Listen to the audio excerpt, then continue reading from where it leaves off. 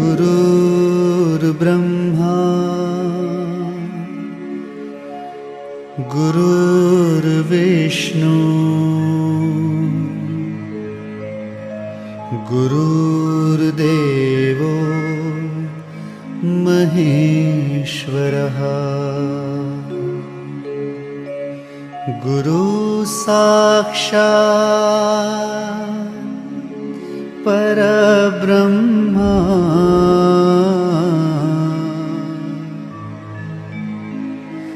तस्मै श्री गुरुवे नमः।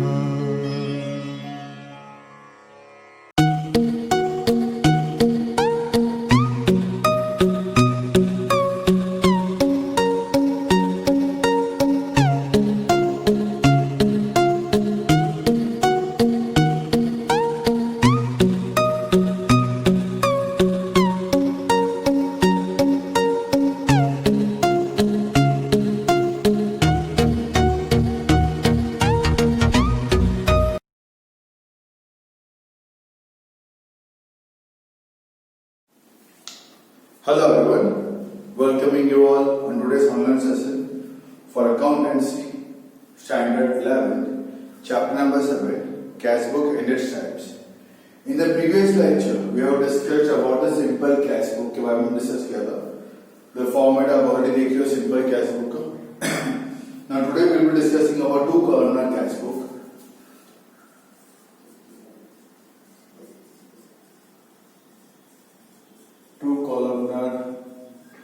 Cash book. उसमें पहला है कैश एंड डिस्काउंट, वो डिस्कस करते हैं. कैश एंड डिस्काउंट तो भाई कॉलम में कहां पे क्या चेंजेस आएंगे. ओके, कॉलम में कहां पे क्या चेंजेस आएंगे. Okay, I will just repeat out few things.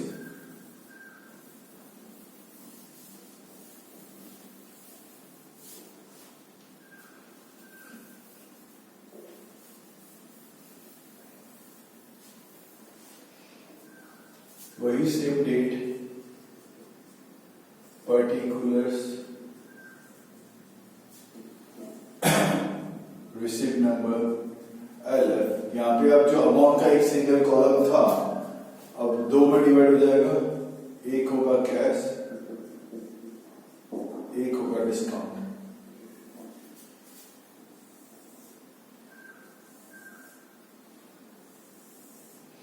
एक होगा कैश, एक होगा डिस्काउंट.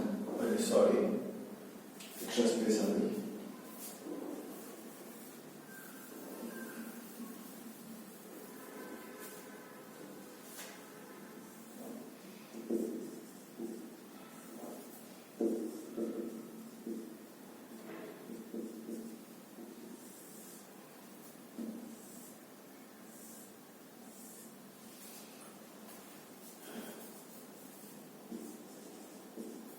एक होगा कैश, एक एक्स्ट्रा कॉलम ऐड.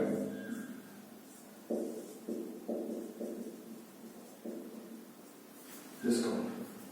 यहाँ पे रूल्स में वही सेम रूल. डेबिट पे पैसा आया, क्रेडिट पे पैसा गया, रूल तो वही सेम. बट यहाँ पे कॉलम दो हो गए. एक हो गया कैश, एक हो गया डिस्काउंट. सो डिस्काउंट तो कौन सा वाला discount? That is called cash discount. Trade discount क्या है, तो आपको कंपल्सरी माइनस करना ही है. उसके बाद आपको चेक करना है whether cash discount amount is given और नॉट. वो आपको चेक कर लेना है. कैश डिस्काउंट का अमाउंट दिया तो यहाँ पे मेंशन यहाँ पे करना है. दिस सब में also start with the balance. Suppose 2019 year June month दिया है, to balance brought down, balance का अमाउंट लिखा है यहाँ पे. ठीक है, डिस्काउंट का जो भी है वो यहाँ मेंशन करेंगे. सेल्स किया हो तो पैसा मिला. ओके, पैसा मिला. डिस्काउंट दिया हो, suppose sold goods of ₹10,000 to Mukesh at 10% वेट डिस्काउंट एंड 10% का discount. Received full amount immediately.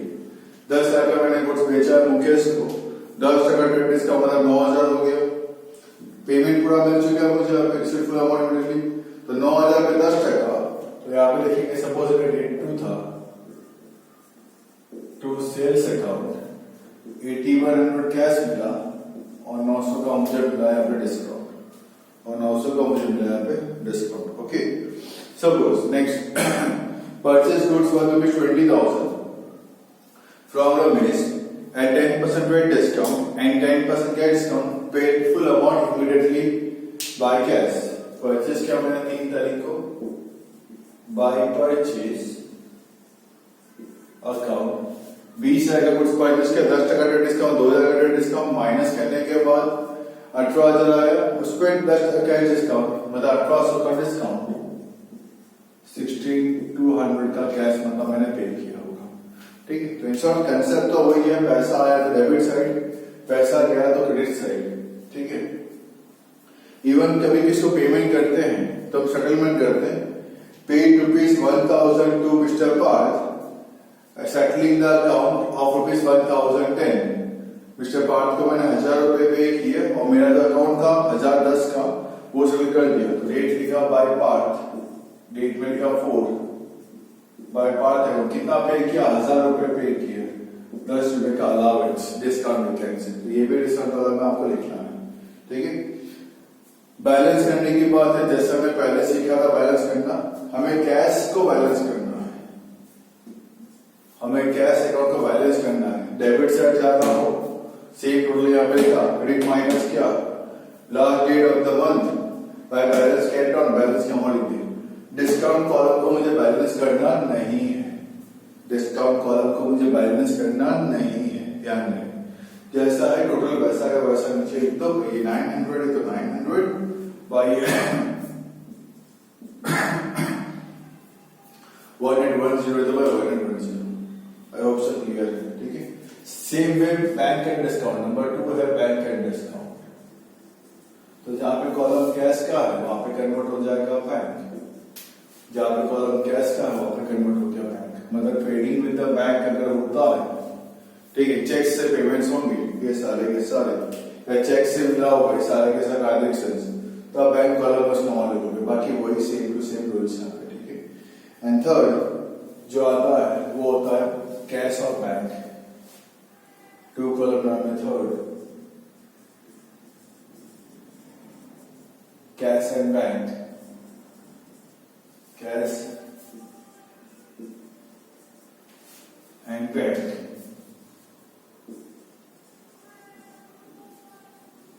अब इसमें कुछ चीजें बहुत ध्यान रखने लायक चीजें हैं. यहाँ पे ओपनिंग बैलेंस दोनों के पॉसिबल है, बैलेंस ब्रॉट डाउन दोनों के पॉसिबल है. चेक करना है ओपनिंग बैलेंस है कि नहीं है, बैंक बैलेंस दिया होगा या बैंक कोड, बैंक बैलेंस दिया होगा तो बैंक में अमाउंट लिखोगे. To balance brought down cash का तो यहाँ पे, बैंक बैलेंस दिया तो यहाँ पे लिखोगे. अगर बाई चांस बैंक ओवरड्राफ्ट दिया है, बाई चांस आपको लिखे रखा है बैंक ओवरड्राफ्ट, ओके, तो आप उसको इस तरफ लिखोगे तो by balance brought down, overdraft किया तो भाई अमाउंट यहाँ पे लिखोगे, जो भी ओवरड्राफ्ट की अमाउंट लेके रखी है. कैश बैलेंस है तो भाई कैश बैलेंस यहाँ पे जो भी अमाउंट आपको लेके रखी है. अब इसमें ध्यान रखने लायक क्या बात है, परचेज किया होता है कुछ तो मतलब पेमेंट किया होता है, मैंने यहाँ पे लिखा है बाय परचेज, लेकिन पेमेंट कैसे किया होगा चेक करना, कितना कैश में दिया है कितना चेक से दिया है. तो आपको पार्टीशन करना पड़ेगा कैश का और बैंक का. ठीक है, डिवाइड करना पड़ेगा कितना कैश और कितना चेक से पेमेंट यहाँ पे किया. सेम वे कैश और चेक से पेमेंट मिलता है तो भाई कितना कहाँ पे क्या लिखना है वो आपको ध्यान में यहाँ पे रखना है. ठीक है, एक चीज है डिपोजिटेड, कैश डिपोजिटेड, ध्यान में कैश डिपोजिट किया, मैंने बैंक में किया cash deposit, deposited ₹15,000 in the bank, मैंने किया बैंक में डिपोजिट 15,000 रुपए, तो बैंक को पैसा मिला, रिसिप्ट ना बैंक के लिए, बैंक को पैसा मिला. कितना पैसा मिला बैंक को, 15,000 मिला. अमाउंट लिख देता हूँ 15,000. मेरे पास से क्या गया, कैश गया, तो यहाँ पे डेट सपोज की 5 है, तो कैश अकाउंट मेरे पास से कैश गया, बैंक को पैसा मिला. LF कॉलम में सी फॉर कॉन्ट्रा, कॉन्ट्रा मतलब 2 जगह पे एंट्री होती है उसको बोलते कॉन्ट्रा. मेरे पास से कैश गया, बैंक बैलेंस बढ़ा, सेम डेट पे क्रेडिट साइड पे थी बाय बैंक अकाउंट, मेरा कैश बैलेंस भी तो कम हो गया, बैंक का बैलेंस बढ़ गया, बैंक में लिखा अमाउंट, मेरा कैश बैलेंस कम हो गया. ठीक है, ये कब करना है? जब मैंने किया अमाउंट डिपोजिटेड, तब जब मैंने कैश डिपोजिट किया हो तो bank balance will increase, bank balance will increase, okay, and cash balance will decrease. Bank balance यहाँ से बढ़ता है, कैश बैलेंस यहाँ से कम होता है। अमाउंट लिख दो, बाहर दूसरे का नाम लिख दो, बैंक में अमाउंट का कैश का नाम और कैश में अमाउंट का बैंक का नाम। ये क्या डिपोजिट। बात करता हूँ विड्रॉ की, अगर मैंने बैंक से पैसा विड्रॉ किया बिजनेस पर्पस के लिए, ध्यान से सुनना, अगर मैंने बैंक से पैसा विड्रॉ किया बिजनेस पर्पस के लिए, मतलब शॉप का रेंट पे करना है, शॉप के एक्सपेंस पे करनी है, मतलब बिजनेस पर्पस के लिए विड्रॉ किया तो उसकी कॉन्ट्रेंट पास होगी। अगर मैंने बैंक से पैसा विड्रॉ किया बिजनेस पर्पस के लिए, शॉप का रेंट पे करना है, हाउस का नहीं, शॉप का रेंट पे करना है, सैलरी पे करनी है, उसके लिए मैंने बैंक से पैसा विड्रॉ किया, उसकी कॉन्ट्रेंट पास होगी। ठीक है, अब वो तब कैसे होगी? विड्रॉ,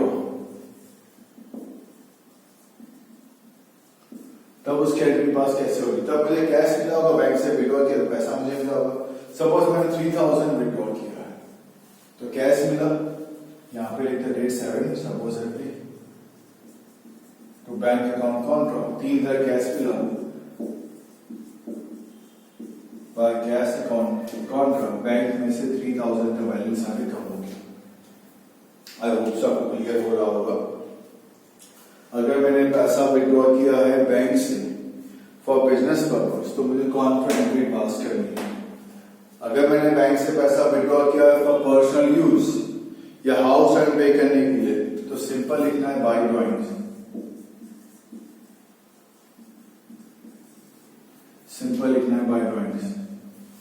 ठीक है, बैंक बैलेंस कम हो गया, यहाँ पे तब कॉन्ट्रा नहीं पास होगी। बिजनेस पर्पस से पैसा विड्रॉ किया होगा तो ही कॉन्ट्रा आएगा, तो ही जो तरफ इफेक्ट पड़ेगी। ठीक है, कैश डिपोजिट किया होगा तो दो तरफ इफेक्ट आएगी, कॉन्ट्रा पास होगी।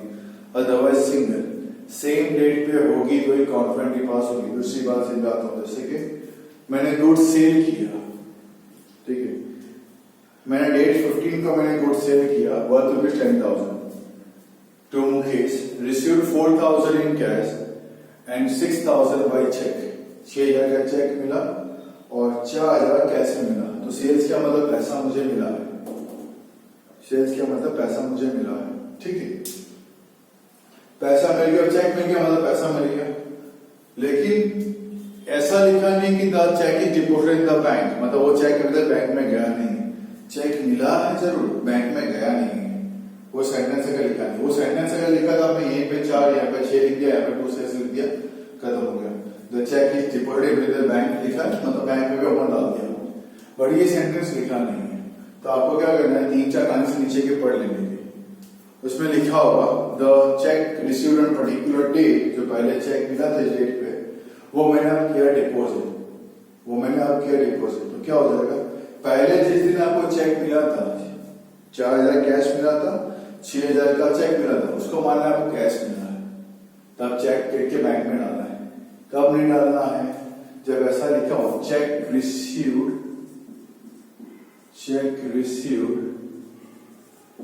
Is deposited in the bank. ये अगर सेम डेट पे लिखा है, सेल्स किया हो उसी डेट पे ये सेंटेंस पे लिखा है तो कैश और बैंक में अमाउंट आ जाएगी। ये नहीं लिखा है, ये सेंटेंस नहीं लिखा कंटिन्यूएशन में, कुछ दिनों के बाद लिखा है, कुछ दिनों के बाद लिखा है। तो जब मैंने सेल्स किया है, जब मुझे चेक मिला था उसको मानेंगे मुझे कैश ही मिला है। फिर आगे जाके जब लिखा है ये चेक मैंने किया बैंक में डिपोजिट, तो आप उसकी कॉन्फिडेंटली पास कर दो, बिकॉज मैंने चेक को कैश माना था तो कैश किया मैंने बैंक में डिपोजिट, तब मैं उसकी कॉन्फिडेंटली पास कर दूंगा। होप सो क्लियर हो गया होगा। ठीक है, ये सेल्स के टाइम पे थोड़ा सा ध्यान रखना है कि चेक बैंक में किया है कि नहीं किया मैंने डिपोजिट। ठीक है, उसी दिन चेक मिला और डिपोजिट कर दिया तो कैश बैंक दोनों में होना है। उसी दिन चेक मैंने बैंक में नहीं किया है डिपोजिट, तो आगे सेंटेंसेस पढ़ लो, उसके बाद में दिया है कि नहीं। ठीक है, अगर दिया हो आगे जाके कि हाँ ये वो जो पहले चेक था वो मैंने आप किया डिपोजिट, तब कॉन्फिडेंटली पास करो। पहले कैश मान लो, अब उसी कॉन्ट्रा पास करो। ये सेंटेंस बाद में भी नहीं दिया है, ये सेंटेंस बाद में भी नहीं दिया है। ठीक है, पहले भी नहीं दिया है, बाद में भी नहीं दिया है। तो पहले वाले सेंटेंस पे जब तुमने सेल्स किया उसी दिन उसको चेक मान लो कि चेक बैंक में जा चुका है, मतलब आपको सारे सेंटेंसेस वन से एक बार गो थ्रू करने पड़ेंगे, तो आपको इन्फॉर्मेशन मिलेगा क्या है और कैसा है। बाकी कंसेप्ट वही सेम है, पैसा यहाँ से मिलता है, पैसा यहाँ से जाता है, ठीक है। इसके बाद आता है मेरा पे 3 कॉलम, इसके बाद है मेरा पे 3 कॉलम, उसमें क्या चेंज है, डिस्काउंट, कैश और बैंक कॉलम। एक एक्स्ट्रा डिस्काउंट कॉलम ऐड होता है, डिस्काउंट, कैश और बैंक कॉलम एक एक्स्ट्रा वो ऐड होता है, और उसमें कुछ भी चेंजेस नहीं, 3 कॉलम के अंदर वही है, कंसेप्ट वही सेम है, बस 3 कॉलम बनते हैं, साथ में डिस्काउंट, कैश और बैंक। आई होप सो आपको कंसेप्ट क्लियर हो चुका है, कैश बुक का कंसेप्ट यहाँ पे क्या है, बहुत अच्छे से आपको क्लियर हो चुका है। मैं सम्स, टेक्स्ट बुक के सम्स आपको मैं सेंड कर दूंगा, साथ साथ में इलस्ट्रेशंस के साथ साथ में आपको एक्सेस के सम्स बताता रहूंगा किसकी एंट्री कहाँ आएगी। Watch the video till the and, तो आपको ईच एंड एवरी सम्स यहाँ पे A to Z एकदम क्लियर हो जाएंगे। आपको क्लियर नोट पे बताऊंगा किसकी एंट्री कहाँ पे पास करनी है, ठीक है। तो please notebooks, text books, pen, pencil, scale आप साथ में लेके बैठो, कॉलम बना के बैठो यहाँ पे, तो मेरे साथ साथ में आप सारा सम सॉल्व यहाँ पे कर पाओगे। ओके, तो हम्बल रिक्वेस्ट फॉर दैट कि आप नोटबुक एंड एवरीथिंग रेडी रखना। फॉर्मेट एक बार गो थ्रू कर लीजिए। Format is already given in the text book. Simple column का टेक्स्ट बुक मैंने बता ही दिया है, 2 कॉलम मैंने बता दिया, 3 कॉलम में से यहाँ पे एक्स्ट्रा कॉलम ऐड होता है, डिस्काउंट, डिस्काउंट, कैश और bank, discount, cash and bank. ये 2 कॉलम में था, 3 कॉलम में। Okay, so watch the video till the end and solve the sums along with me. Till the time, stay home, stay safe and have a nice day. Question number 10. From the following transactions, prepare petty cash book of Jigar. As you are already seen in the illustration, कि how to prepare the format for petty cash book. So once again, let you know the format. Receipt, date, particulars, voucher number, total amount paid, then particulars of various expenses. तो यहाँ पे तो मुझे expenses के नाम देखने पड़ेंगे, जिससे पहले आई कैन सी वेजेस है, एक कॉलम वेजेस का, देन कैरेज का, देन पोस्टेज का, देन स्टेशनरी का, देन टी एंड रिफ्रेशमेंट का, और देन मिसलेनियस का कॉलम बनेगा, and then LF and then personal account in the ledger. Okay, so hope so columns and everything is ready with you all. So now let us start with the sum. Number 1, opening petty cash balance rupees 4000, receipt में लिख देंगे 4000, date में 1 to balance brought down. Again 1, amount received from the chief cashier rupees 1000, लिख देंगे receipt में 1000, date में 1 to chief cashier account. Then 3, wages rupees 600 and carriage rupees 400 are paid. Date में लिख देंगे 3 by wages and carriage account. Total में लिख देंगे 1000, वेजेस के कॉलम में 600 एंड कैरेज के कॉलम में 400. Date 5, rupees 700 paid for postage and postal stamp expenses. So this we will record date में 5 by postage and postal stamp expenses. Total लिख देंगे 700 और पोस्टेज कॉलम में लिख देंगे 700. Date 8, rupees 200 paid for wages, date में 8 bye wages account, total में 200, wages column में 200. Date 10, rupees 400 paid for stationery expense, date में 10 by stationery expense account, total में 400, स्टेशनरी वाले कॉलम में 400. Date 12, 150 paid for tea and refreshment expense, so by tea and refreshment expense, total में 150, tea and refreshment की column में 150.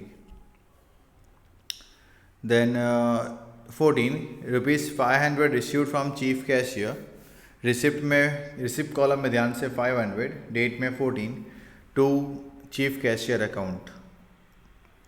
Date 15, miscellaneous expense paid rupees 500, so we'll write it down, date में 15 by miscellaneous expense account, total में 500, miscellaneous की column में 500. And date 17, rupees 400 given to मिसाल for the payment of miscellaneous expense, date में 17 by Misal account, total में 400, last column है personal account, उसमें 400. Misal name of party का नाम है. Okay, total of all expense vertically horizontally हम प्लस करेंगे, total of all expense will be 3350, ठीक है। उसके नीचे 2 लाइन छोड़ने के बाद आपको रिसिप्ट का प्लस करना है, अमाउंट विल बी 5500, वही सेम टोटल अमाउंट पेड में वही नीचे लिख देना है 5500, उसमें से 3350 माइनस किया तो रिमेनिंग बैलेंस बचेगा 2150, डेट वही same 17 by balance carried forward, then date में रिसिप्ट में लिख देंगे 2150, डेट में 17 to balance brought forward, okay. तो I hope so simple petty cash book बहुत ही सिंपल है, सच्ची में सिंपल है, ओके। सो आप इजीली सॉल्व यहाँ पे कर सकते हो। Thank you. In the next lecture will be dealing with petty cash book as per impress system. Petty cash book on impress system, यहाँ पे basically chief cashier you can say और main cashier एक particular amount petty cashier को पूरे महीने के लिए दे देता है, उसको बोलता है आप इसमें से खर्चा आप करते रहो। यहाँ पे क्लोजिंग मंथ के एंड में होती है। सिंपल में क्या था, क्लोजिंग जो था जिस डेट पे ख़त्म किया उस डेट पे हम लोग क्लोजिंग कर रहे थे, बस यहाँ पे सिर्फ क्लोजिंग में डिफरेंस है। यहाँ पे क्लोजिंग मंथ के एंड में यहाँ पे क्लोजिंग यहाँ पे की जाएगी, okay. So as per that illustration number 10 देखते हैं। The following information has been obtained in respect of petty cash book maintained as per petty cash book on Impress system for the month ending on 31/3/2015. From this information you got to pass the entries: carriage ₹100, miscellaneous expense ₹50, tea refreshment ₹50, stationery ₹90 and postage ₹60. सारे expense debit to petty cashier and then petty cashier को मैंने cash pay कर दिया, petty cashier to cash. Illustration number 11, it is based on impress system. Number 1, cash received from chief cashier ₹4000, लिख देंगे receipt side पे 4000 to chief cashier account, okay.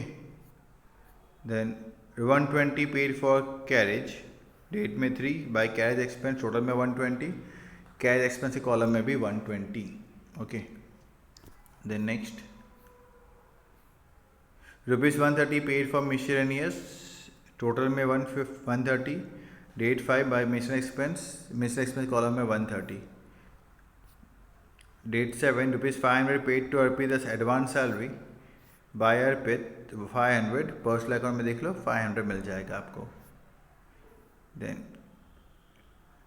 Date 10 100 paid for postage expense by postage expense, total में 100, postage column में 100। Date 12 ₹250 paid for printing of bill book by stationery expense, bill book stationery के अंदर आता है, total में 250, stationery column में भी 250। ₹100 paid for tea refreshment and 100 paid for stationery expense, date में 15 by tea refreshment account and stationery expense account, total लिख देंगे हम लोग यहाँ पे 200, रिस्पेक्टिव कॉलम में 100।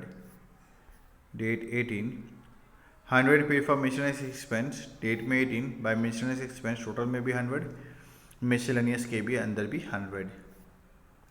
23 100 paid for carriage and 150 paid for stationery by carriage and stationery expense, 250 100 उसके अंदर और स्टेशनरी के अंदर, कैरेज के अंदर डिफाइन कर देना है, मतलब कौन सा एक्सपेंस किस में कॉलम में लिख देना है आपको, ठीक है ना। 28 50 paid for postal stamp by postal stamps, total में 50, पोस्टेज के अंदर 50। 120 paid for carriage and 80 for refreshments, total आ गया 200 by carriage and tea refreshments, column में डिस्ट्रीब्यूटर पे कर देना है। हॉरिजॉन्टली वर्टिकली आप प्लस करोगे, टोटल आपका आएगा 1900। रिसीव का टोटल आपको 2 लाइन के बाद इतना, दैट इज 4000, सेम लाइन पे लिख दिया टोटल अमाउंट पेड में 4000 में से माइनस किया मैंने 1900, रिमेनिंग आ गया 2100, ओके। इतना बैलेंस आपके पास बचा है। नेक्स्ट मंथ में पहले आपको 2100 जो बैलेंस है वो ट्रांसफ़र किया है, और जितना आपने खर्चा किया होगा ना, एक फिक्स अमाउंट आपके पास हमेशा रहना चाहिए। 1900 का आपने मंथ ऑफ मार्च में खर्चा किया तो 1900 रुपये आपके पास वापस आ जाएंगे, चीफ कैशियर आपको वापस से पेड पे कर देगा। तो इसको क्लोजिंग करने का ये तरीका है, बैलेंस तो लिखना ही है, प्लस जो खर्चा किया है वो खर्चा आपको चीफ कैशियर इमीडिएटली पे कर देगा। तो इसमें क्या होता है, एक पर्टिकुलर मंथ के बाद आपके पास एक फिक्स अमाउंट हमेशा अवेलेबल रहती है, फॉर नेक्स्ट मंथ के एक्सपेंसेस के लिए। I hope so impress system का क्लोजिंग समझ में आपको आ गया होगा। With this I am attaching the sum of question number 11। तो कॉलम्स आप रेडी रखिए क्वेश्चन नंबर 11 के, okay, from exercise itself. Question number 11, I hope सो कि आपने एक कॉलम ऑलरेडी बना के रेडी रखा ही होगा। We got to prepare petty cash book as per impress system के बेस पे मुझे बनानी है। Number 1, cash receive from chief cashier. Receipt में लिखेंगे 5000, date 1 to chief cashier account. Number 2, 500 for printing charges of bill book and 350 for other stationery items paid. Date में 2 bye stationery expense, total में 850 और stationery के अंदर 850, दोनों stationery के खर्चे ही हैं। Date 5, postal expense paid ₹200। Date में 5 by postal expense 200, postage column में 200। Date 7, carriage ₹50 and wages of ₹50 paid. Date में 7 by carriage and wages account, total में 100, कैरेज कॉलम में 50, वेजेस कॉलम में 50।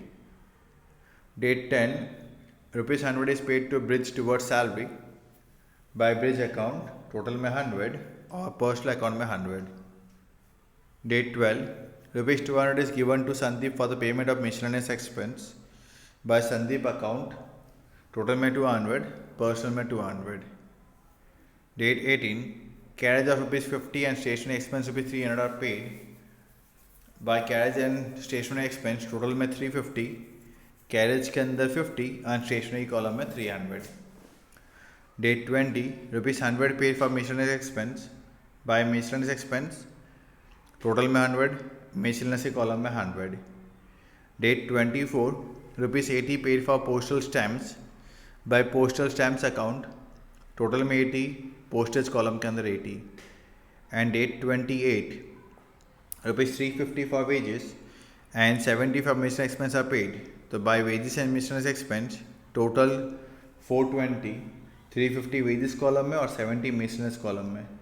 आप टोटल करेंगे हॉरिजॉन्टली वर्टिकली तो टोटल अमाउंट पेड का टोटल आएगा 2400 और रिसिप्ट किया हमने यहाँ पे 5000 रिसिप्ट किया मैंने 5000। तो रिसिप्ट के 5000 में से अब रिसिप्ट के पहले टोटल अमाउंट लिख दोगे 2400, उसके बाद 3 लाइन छोड़ के फिर रिसिप्ट का टोटल करोगे 5000, सेम लिखोगे टोटल अमाउंट पेड के नीचे भी सेम लाइन पे 5000 माइनस करोगे, रिमेनिंग अमाउंट आएगा 2600। मंथ कौन सा है? November. Last date is 30 by balance carried down 2600। Next month में रिसिप्ट में लिख दोगे पहले 2600, डेट में 1 दिसंबर 1 टू बैलेंस ब्रॉट फॉरवर्ड, फिर 2400 टू चीफ, डेट में 1 टू चीफ कैशियर अकाउंट। अब वो पैसे चीफ कैशियर के पास से वापस मांग लेते हो। Number 12, the following information has been obtained in respect of the petty cash book maintained as per petty cash book on Impress system for the month ending on date 31/12/5 from the information past journal entries by main cashier. Okay, तो stationery expense account debit 500, carriage account debit 90, wages account debit 980, tea and refreshment account debit 200, miscellaneous expense account debit 300 to petty cashier 2070. Being the particulars of expense paid as per petty cash book, narration भी लिख देना है। Then second entry 1116 को पास करेंगे। ये वाली जो entry पास की वो 31/12/15 को पास की।